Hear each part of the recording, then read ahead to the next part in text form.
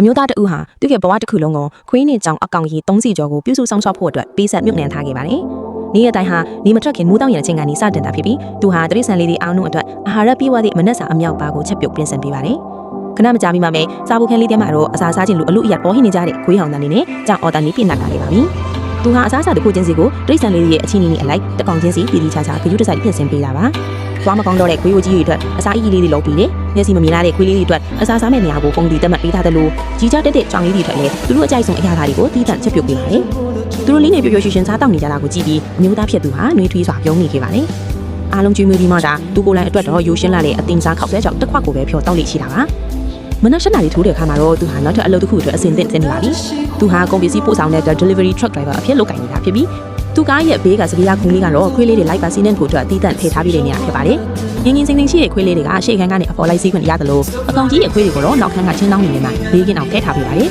။ဒီအနောက်ကနေခရီးစဉ်ကြီးဟာလွန်ခဲ့တဲ့အနှစ်20ကစချင်တာပါ။အလုပ်ခွင်ဒီနောက်မှာဆွေးပစ်ခံထားတဲ့လေလွတ်ထိတ်ဆန်လေးတွေကိုစတင်တွေ့ရှိကြတာဖြစ်ပါတယ်။သူတို့လေးတို့ရဲ့အကူအညီမဟင့်နေတဲ့တနားစရာမျိုးလုံးလေးတွေကသူ့ရဲ့နှလုံးသားကိုတကယ်ပဲလှုပ်ခတ်သွားစေခဲ့ပါတယ်။အစားပိုင်းမှာတော့လေလွင့်ခွေးတကောင်ကိုပဲခေါ်ယူမင်းမြင်ဖြစ်တာပြီးဗတိမထားမိခင်မှာပဲအကောင်ကြီး30ကျော်ရှိတဲ့မိသားစုကြီးတစ်ခုဖြစ်လာခဲ့ရတော့တာပါ။လူတွေတိတ်ဆန်တွေကိုဆုံးဖြတ်ရတဲ့အကြောင်းရင်းတွေကတော့အများအားစိတ်မကောင်းကြတာတူညီတတ်ပါလေ။တိတ်ဆန်လေးတွေကတုတ်ကားပြီးလုံးလို့နေမကောင်းဖြစ်လို့တမမဟုတ်လင်းမရချင်းချင်းရန်ဖြစ်ဒီမမွေးချင်တော့ဘူးဆိုပြီးစွန့်ပစ်ခဲ့ကြပါလေ။အခုအချိန်မှာဒီတိတ်ဆန်လေးတွေကိုပြန်ကြည့်ပြီးသူက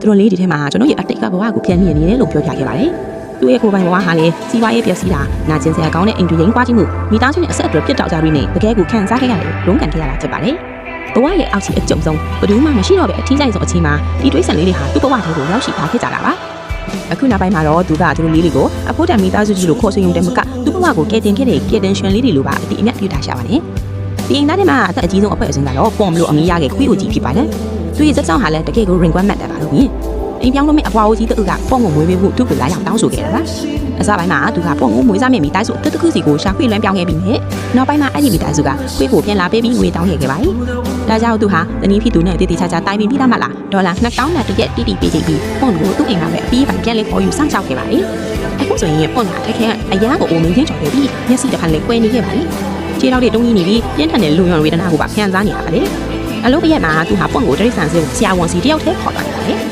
ဒါမဲ့ result တွေအရာပေါ့ရဲ့ကြော်ရုံမှာပြင်းထန်တဲ့ပြဿနာတွေရှိနေတာကိုသိရှိခဲ့ရပြီးဆရာဝန်ရဲ့စိတ်မကောင်းစရာအခြေအနေပြောကြချက်ကလည်းသူ့ရဲ့မျိုးလုံးသားကိုအချင်းပြန်ရင်းနေအမိုင်ထဲတော့စေခဲ့ပါလို့တဲ့ဒီလိုခက်ခဲပြင်းမှုတွေကိုယ်ပိုင်ကုန်ကံမှုတွေရှိနေလို့ဆိုရင်သူဟာဒရိษံလေးတွေအတွက်ပျော်ရွှင်စရာအခိုင်အတန့်ဖန်ပြီးဖို့အတွက်အမြဲတမ်းဗန်းတိကြပါတယ်။ဒါဆိုရင်သူဟာတွေးလေးတွေအားလုံးကိုခေါ်ပြီးတောင်းစားကြော်ပြောတစ်ခုကိုအထူးခရီးစဉ်ပြေးပါကြပါလိမ့်မယ်။ဒါကသူတို့မိသားစုကြီးရဲ့ပထမဆုံးအောက်ဆုံးရဲ့ထွန်းစားခရီးစဉ်ဖြစ်ပြီးတွေးလေးတွေအကြမ်းတော့လက်ယုံကျိုးတွေလုံးဝမပါဘဲလက်